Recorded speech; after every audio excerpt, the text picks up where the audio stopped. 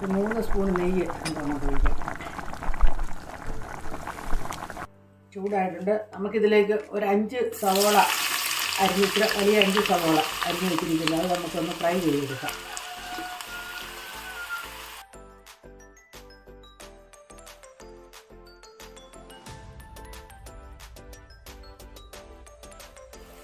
ഉള്ളി ഇവിടെ ഏകദേശം ഒരു ബ്രൗൺ നിറമായി വരുന്നുണ്ട്.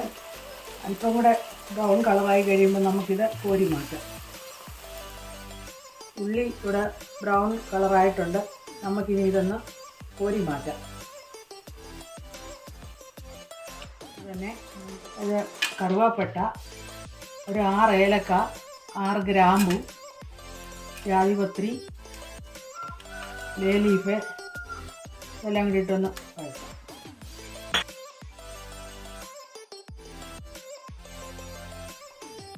ഇതിലേക്ക് നമുക്ക് ഇഞ്ചിയും വെളുത്തുള്ളിയും പച്ചമുളകും കൂടെ ചതച്ച് വെച്ചിരിക്കുന്ന പേസ്റ്റ് ഇതിലേക്ക് ചേർക്കാം.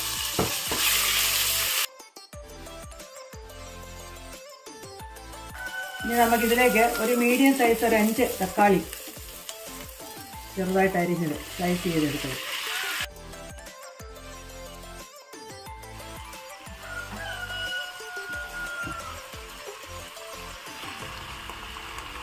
ഇതിൻ്റെ കൂടെ തന്നെ നമുക്കൊരു 1.5 ടീസ്പൂൺ ഉപ്പ് ചേർക്കാം.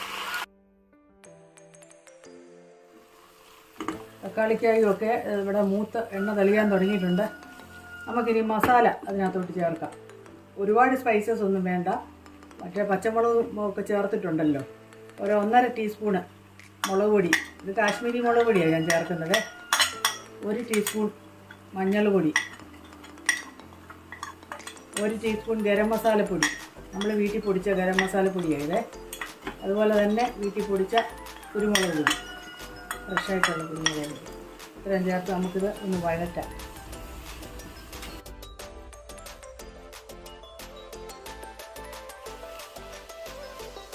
മസാല കിടന്ന് വഴന്നിട്ടുണ്ട്. നമുക്ക് അതിനകത്തോട്ട് ഒരല്പം ചൂടുവെള്ളം ഒഴിക്കാം.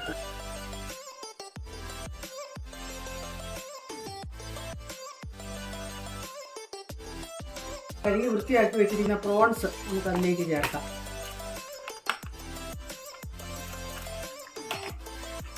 ഇത് ക്ലീൻ ചെയ്ത 1.5 കിലോയോളം ഉണ്ട്.